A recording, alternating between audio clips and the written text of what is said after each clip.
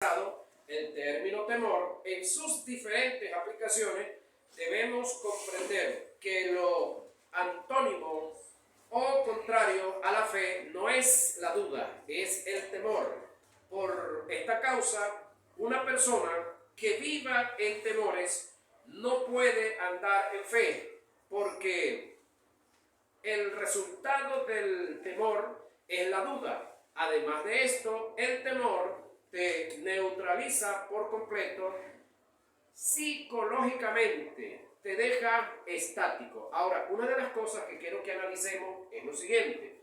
Cuando nosotros hablamos de movernos en fe, de avanzar en fe, estamos hablando de avanzar en el espíritu, ¿sí? En una de las tres dimensiones o posiciones del ser que nosotros somos. No se le olvide que nosotros somos un espíritu que tiene un alma y vive en un cuerpo. El tema que estamos desarrollando es la fe y estamos viendo el tópico sobre el temor. Por supuesto, dentro del tema que es la fe, estamos hablando del temor. El temor en los seres humanos se desarrolla ¿en qué área? Es la pregunta que debemos de hacernos. ¿En qué área yo siento temor? ¿En mi espíritu, en mi alma o en mi cuerpo? ¿Dónde se desarrolla el temor? Por supuesto, en el alma.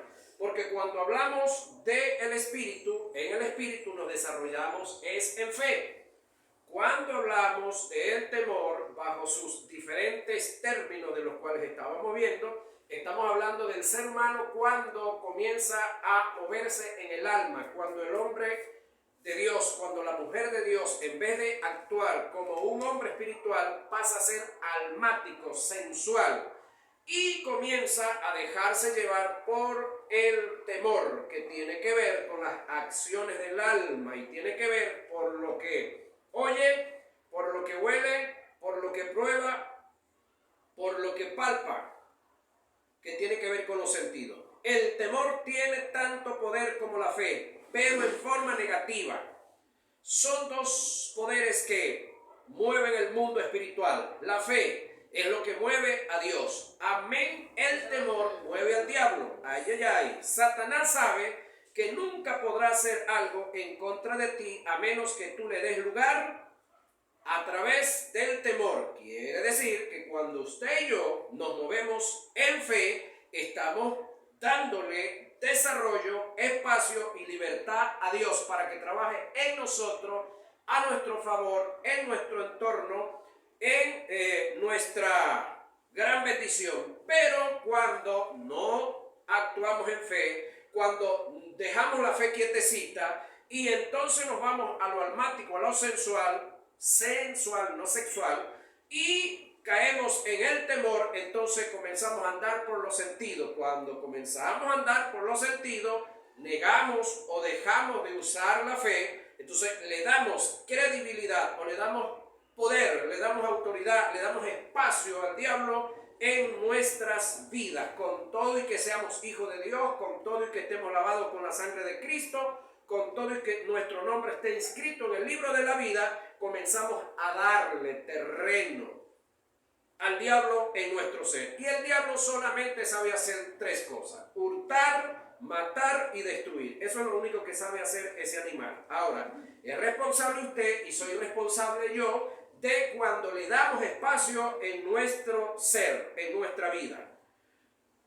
Como él sabe que Dios nunca podrá realizar en ti sus propósitos si no es a través de la fe. Es decir, Dios, para poder obrar en nosotros, solamente requiere fe.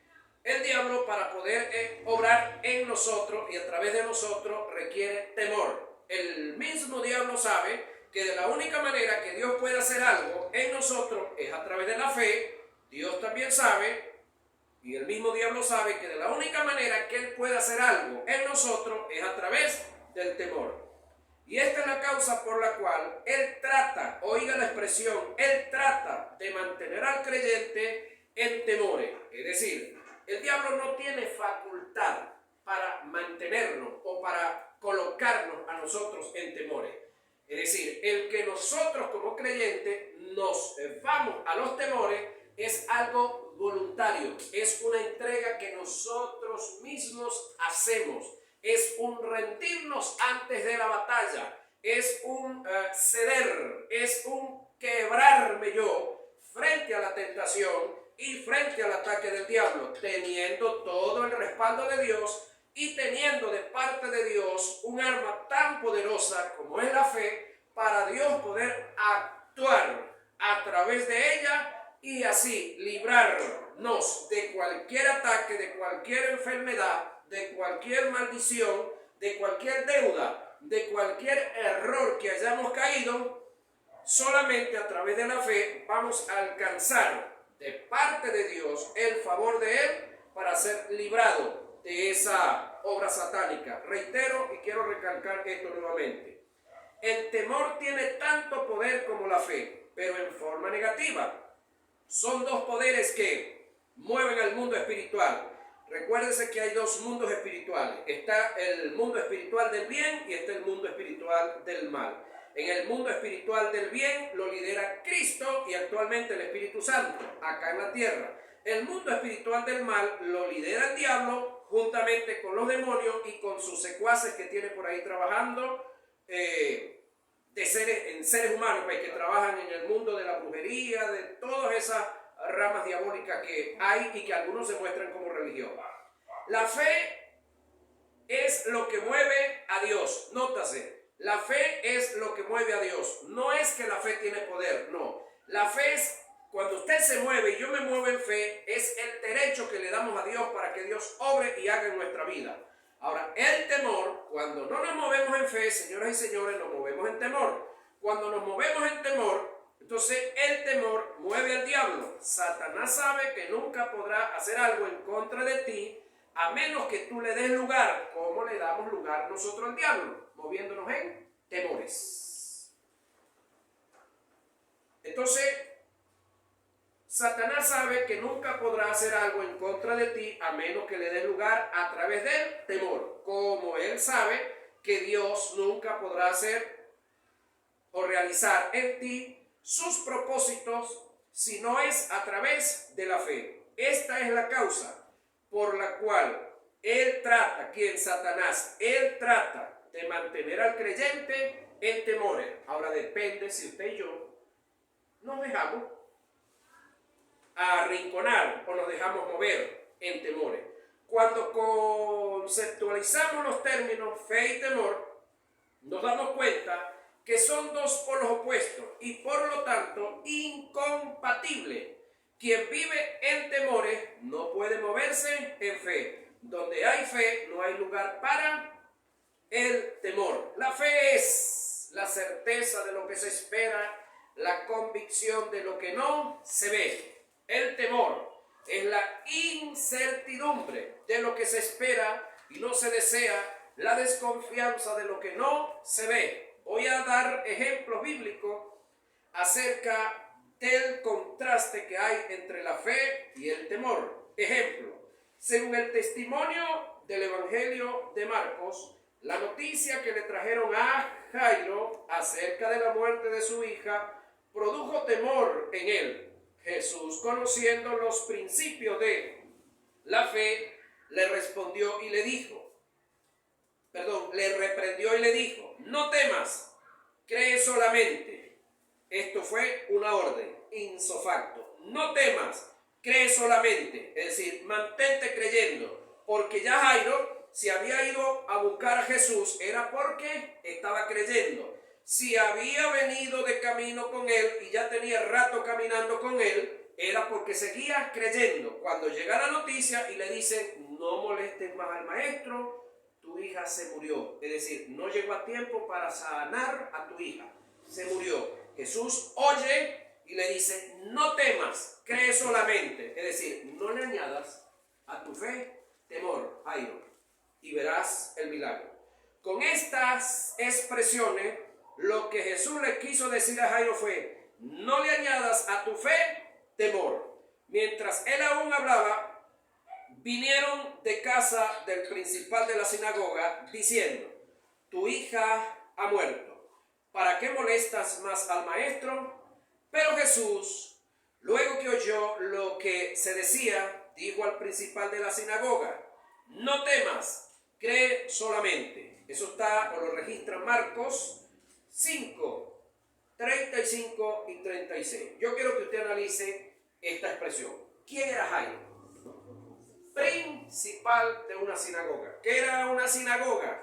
Un pequeño templo que estaba en una comunidad judía donde asistía una cantidad de personas creyentes todos los sábados para ser asistidos, para leer la Torá, la ley, los salmos y los profetas, y para orar y para pasar ahí un rato en esa presencia de Dios y en esa armonía los unos con los otros. Es decir, hablándole ahorita en este tiempo, pues, era el pastor de una congregación de un barrio.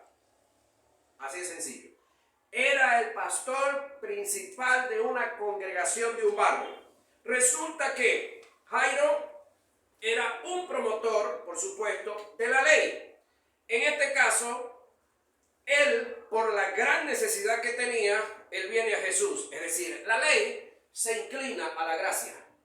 Pero hay un detalle que sucede cuando ellos venían de camino, vienen caminando.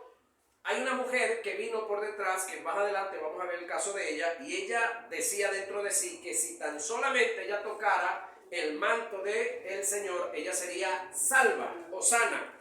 Ella caminó por entre la multitud que se estimaba 5,000 personas hasta llegar y tocar el manto del Señor. El Señor se detiene porque por el Espíritu percibió que de él había salido poder para sanar a alguien.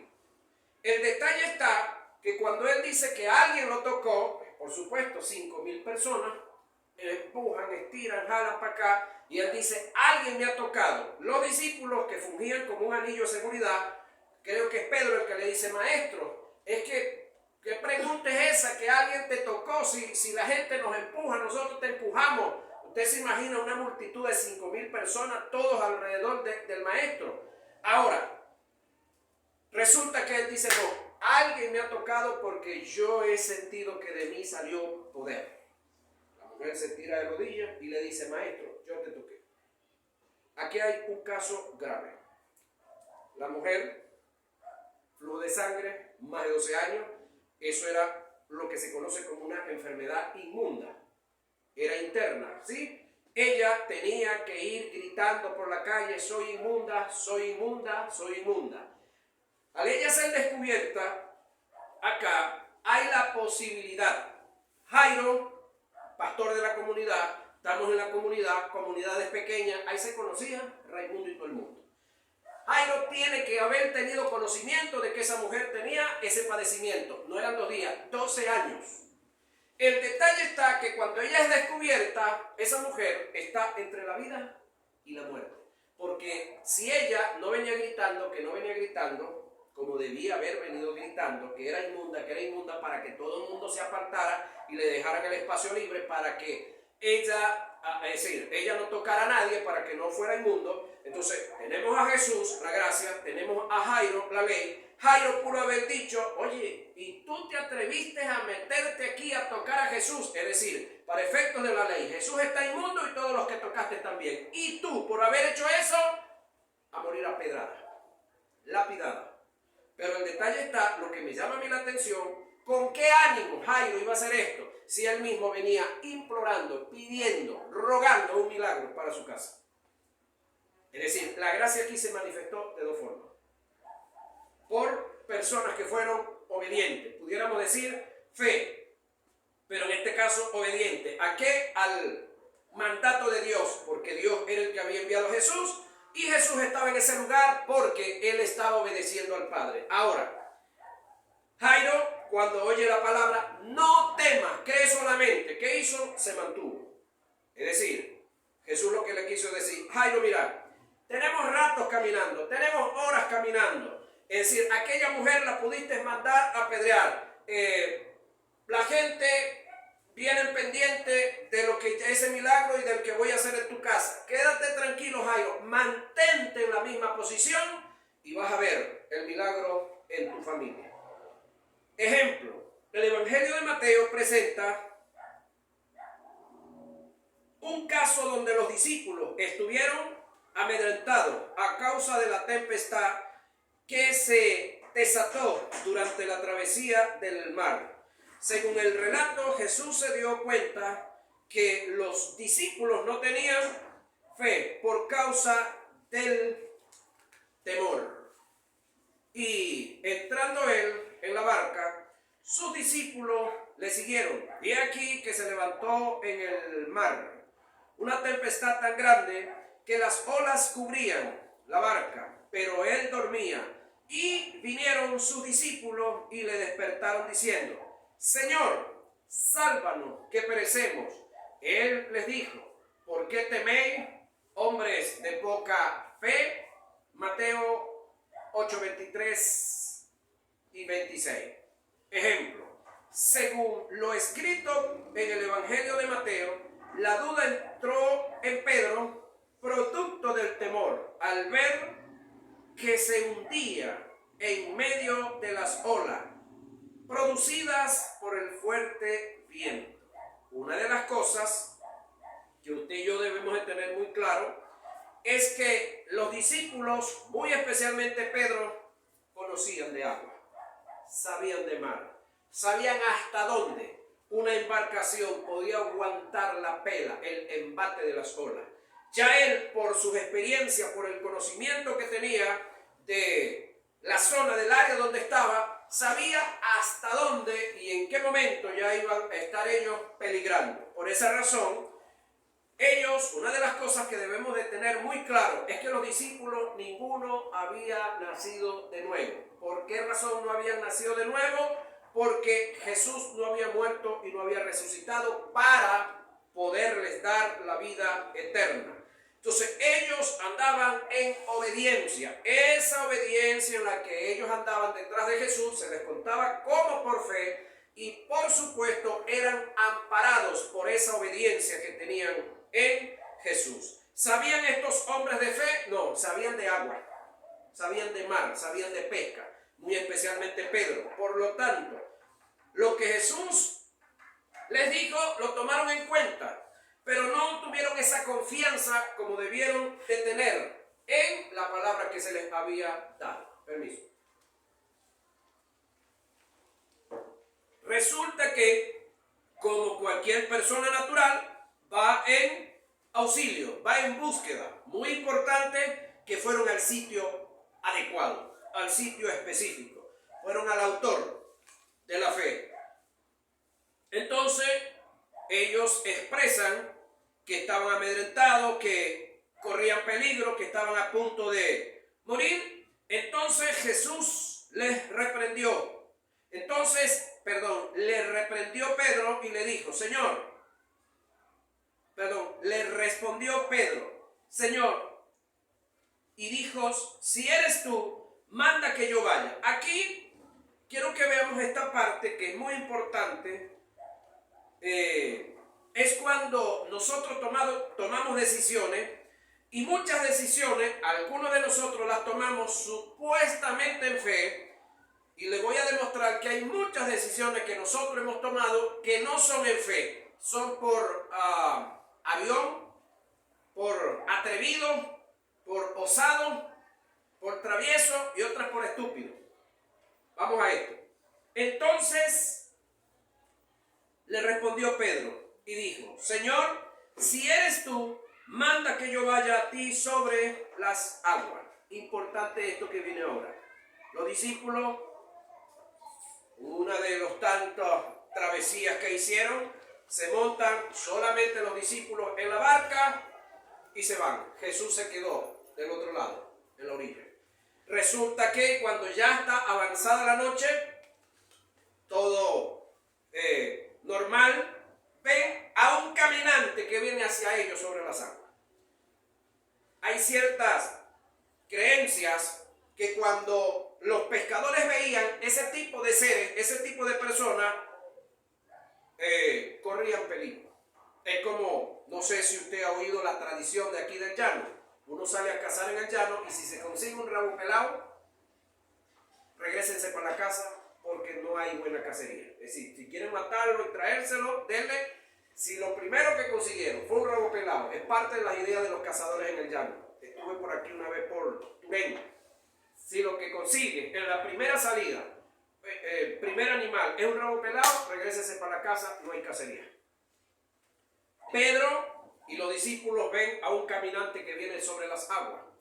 Él, cuando los ve asustados, los ve amedrentados, aterrados, les dice que es él, que no tengan miedo, que no tengan temor. Pedro le responde y le dice: maestro, si eres tú, es decir, si eres tú, manda que yo vaya sobre las aguas. Mira esto. Pedro, con todo y que oyó que era él, le dice a Jesús que si en realidad era él, que diera la orden: manda que yo vaya a ti sobre las aguas. Pedro no se lanzó a toda carrera. Él dijo: ven. Y descendió Pedro. ¿Qué fue lo que dijo él? Él dijo: ven. Muy importante esta partecita. Una vez que hay esta comunicación entre Pedro y el maestro le dice: ven. Es decir, lo que de ahí en adelante Pedro iba a hacer estaba en la responsabilidad de Jesús. ¿Por qué razón? Pedro primero se cerciora que sea él, ¿sí? Una vez que se cerciora que es él, le dice que mandara él, ¿sí? Que diera la orden él, para él bajar e ir a él sobre las aguas. Nunca antes esto había sucedido.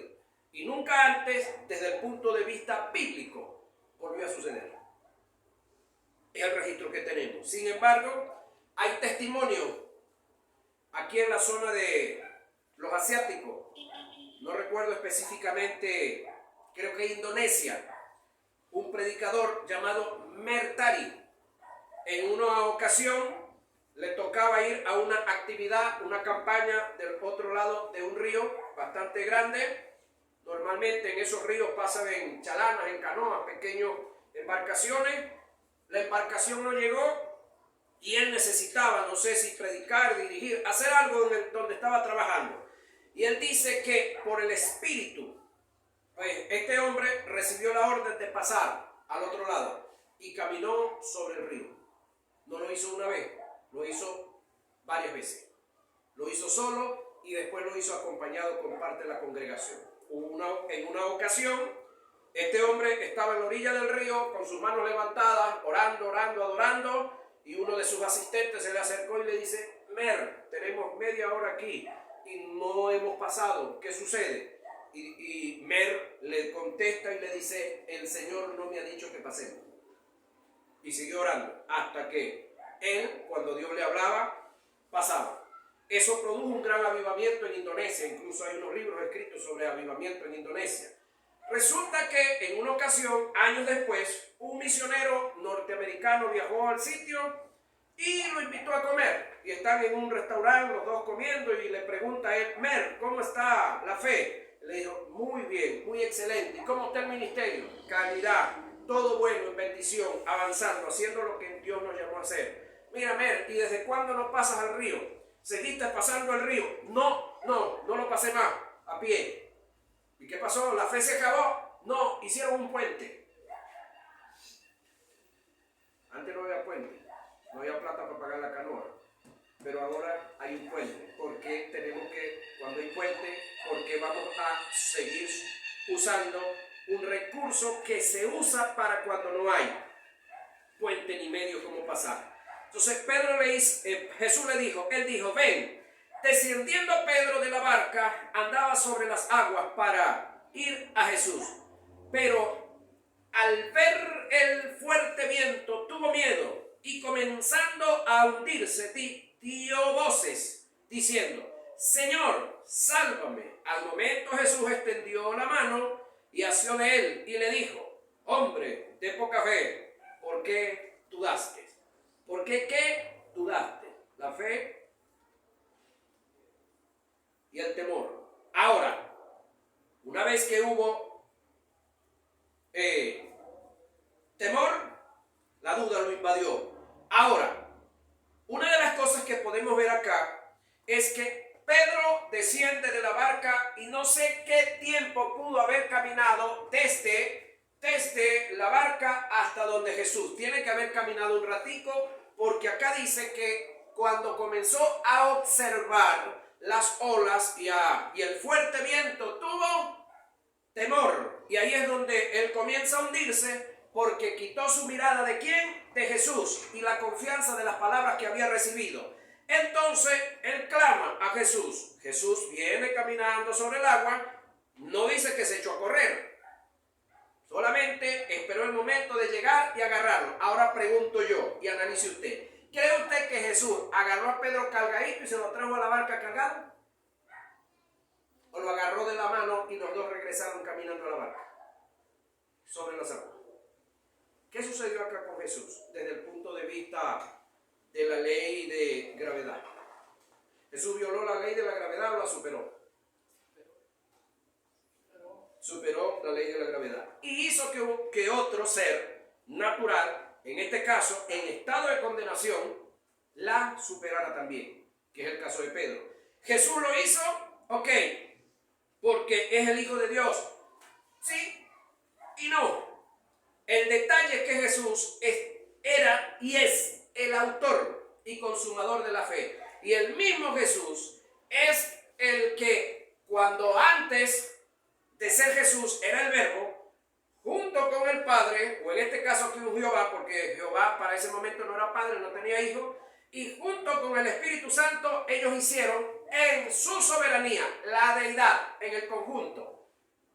Jehová Dios, el Verbo y el Espíritu Santo, ellos hicieron todas las leyes que rigen el mundo entero, entre ellas la ley de la gravedad. Por lo tanto, no estaba violándola, sencillamente usó su posición como Dios, como ser que está por encima de las leyes, y le permitió momentáneamente a un mortal en estado de condenación todavía, mire este detallazo, en estado de condenación, sin haber salido del estado de condenación, le permitió probar, disfrutar un momento, el caminar él solo y después caminar acompañado hasta la barca, porque no dice la Escritura que Jesús agarró a Pedro cargado y se lo trajo. Usted debe de imaginarse cómo regresaron los dos caminando hasta el lugar. Ahora, una de las cosas que te indica que en ti hay fe es que nada de lo que te digan en contra de la palabra te produce temor. Es decir,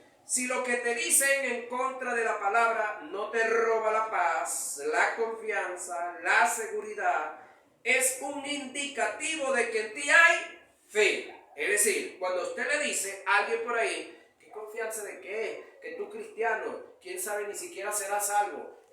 Quién sabe si ese Jesús del cual tú dices y te dicen por ahí, ese Señor ni existirá, ni habrá muerto, ni vendría nunca. Es más, Dios no existe. Cuando todo eso que te dicen te lleva a un descontrol, te lleva al miedo, te lleva al temor, tú andas en la carne, eres almático sensual. Pero cuando esto que te dicen no te mueve de donde tú estás, te hace sólido, más bien en lo interno, hasta cierto punto, te da una indignacióncita así santa, ¿no? Sin exageraciones.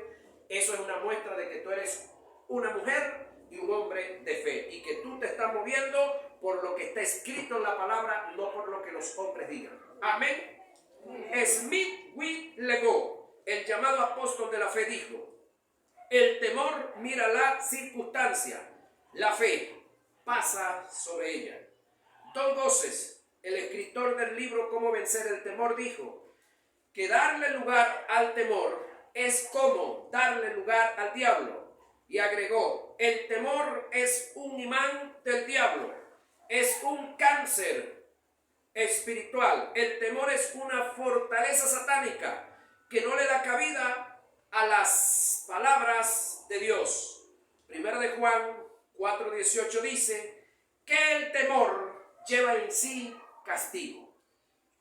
Oiga esto, Primera de Juan 4:18 dice que el temor lleva en sí castigo. Es decir, los hombres y las mujeres que se mueven en temor no tienen buenos resultados. El temor trae sus consecuencias. todo lo que le sobrevino a Job fue producto de sus temores. El texto dice, porque el temor que me espantaba me ha venido y me ha acontecido lo que yo temía. No he tenido paz, no me aseguré ni estuve reposado. No obstante, me vino turbación. Eso está en el libro de Job, capítulo 3, versos 25 y 26. Hoy, si usted no lo sabía, se va a dar cuenta por qué Job padeció tanto. No es porque el diablo es diablo y porque es malo. No es porque, como muchos han dicho, Dios se lo permitió. Escúcheme, los que están acá presentes y los que me están viendo por el video y por el audio, los que van a oírlo. En Dios no existen verbos permisivos, en Dios existen verbos causativos. ¿Sí?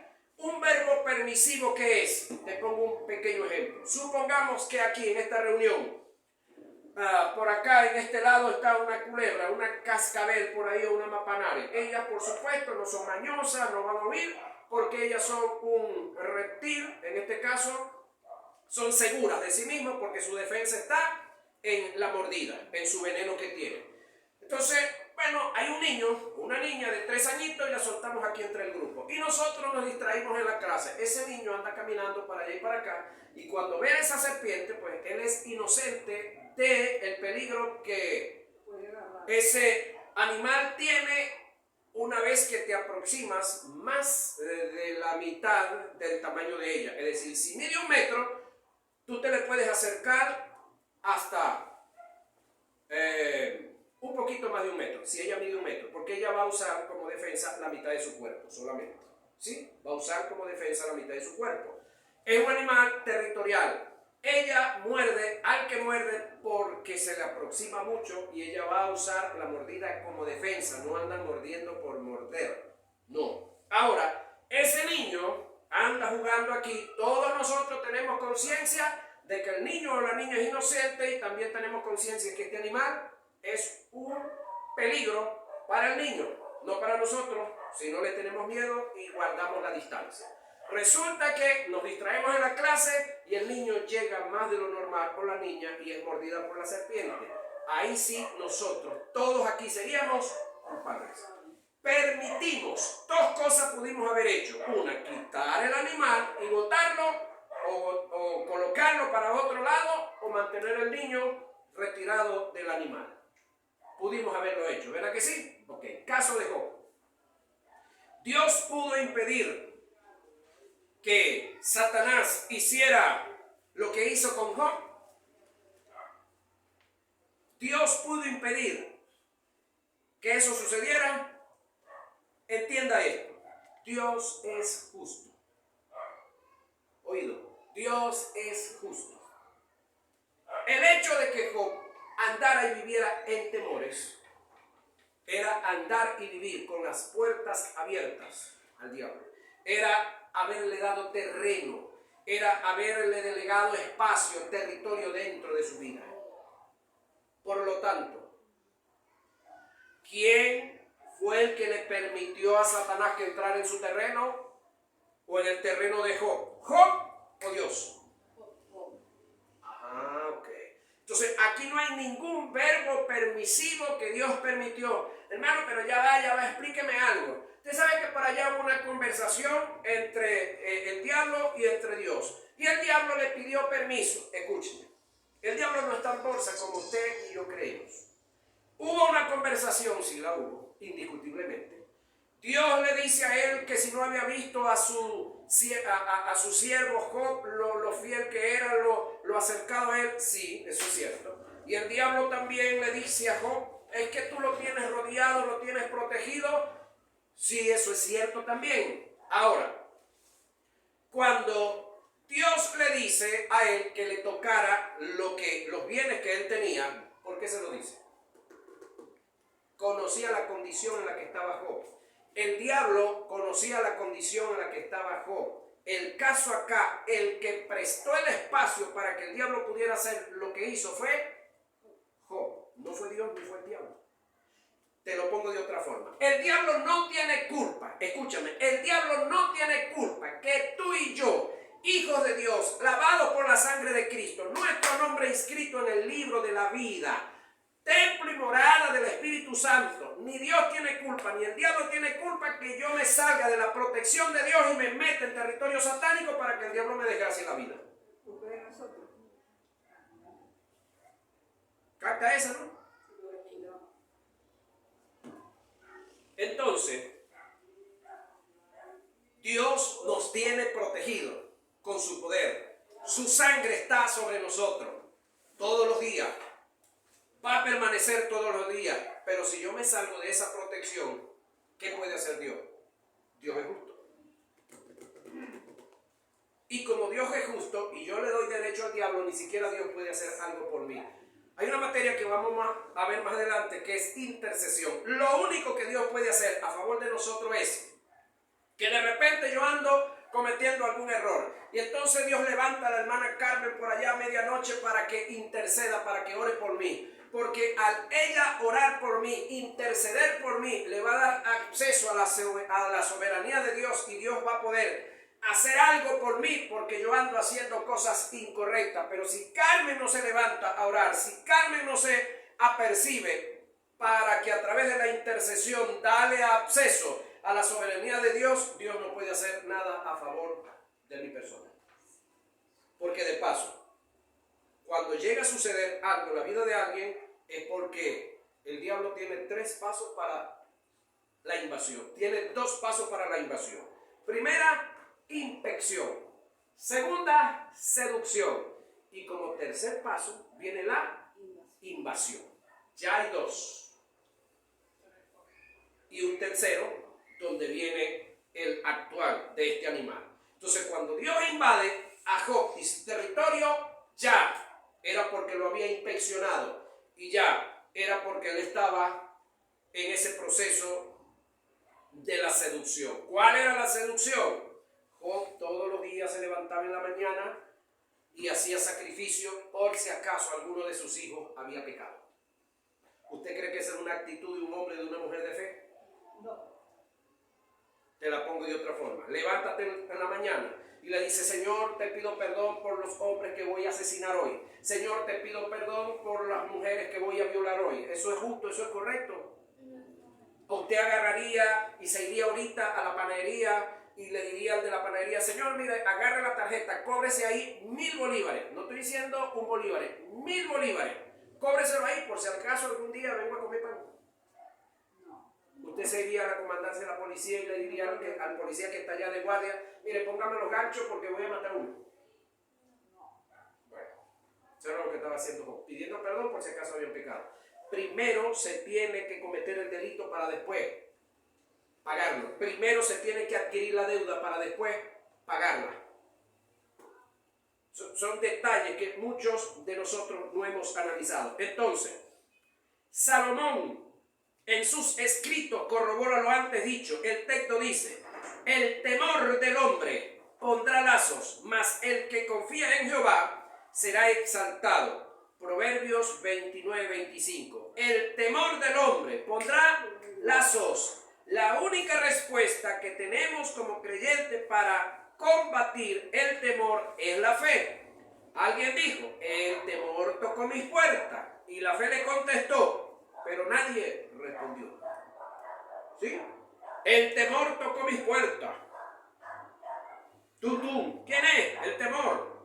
La fe le contestó desde adentro, pero nadie respondió otra vez de allá. Okay. El temor produce consecuencias en la vida de sus víctimas que incluso pueden conducir hasta la muerte. El temor produce inseguridad, la inseguridad desconfianza, la desconfianza incertidumbre, la incertidumbre duda, la duda preocupación, la preocupación afán, el afán la ansiedad el desasosiego inestabilidad, la inestabilidad tensiones nerviosas, las tensiones nerviosas depresión, la depresión problemas cardíacos, problemas estomacales tales como úlceras gástricas y finalmente hasta la muerte. La fe produce gozo, paz, confianza, seguridad, estabilidad, prosperidad, salud, vida. La fe es un reposar o descansar en Dios. Ahora, ¿cómo reposo yo y descanso en Dios? En su palabra. Porque ¿qué es lo que de Dios nosotros conocemos? ¿Usted ha visto a Dios algún día? Yo tampoco. Aspiro muy pronto a verlo. Pero hasta ahora tenemos su palabra, tenemos su pensamiento que Él mandó a escribir. Más de 66 libros, porque hay otros 7 si mal no recuerdo, más de 66 libros escritos, más de 40 escritores en más de entre 1500 1800 años, y todos están concatenados. Todos se familiarizan uno con el otro. Entonces ahí tenemos el pensamiento de Dios escrito para nuestras vidas. ¿Qué debemos de hacer? Confiar y entender que a través de esa palabra Dios está ministrando a nuestra vida. Ahora, ¿qué produce el temor? ¿Qué produce temor en el creyente y no lo deja vivir en paz? Se ha demostrado psicológicamente que lo que produce temor en una persona es la falta de confianza y seguridad que se tiene en uno mismo, es decir, en uno mismo como persona, o en quien nos estamos apoyando. Puede ser en algo o puede ser en alguien. En este caso, en alguien. Porque Dios no es algo, Dios es alguien. Amén. Entonces, entendamos que la confianza que debemos de tener en Dios es por lo que conozcamos de Él. Y esa confianza la tenemos en su palabra, que ya está escrita. Amén. De lo que entendemos de lo que está escrito y de lo que está sobreentendido de lo que está escrito. Bendiciones. Nos vemos en la próxima clase dentro de un momento.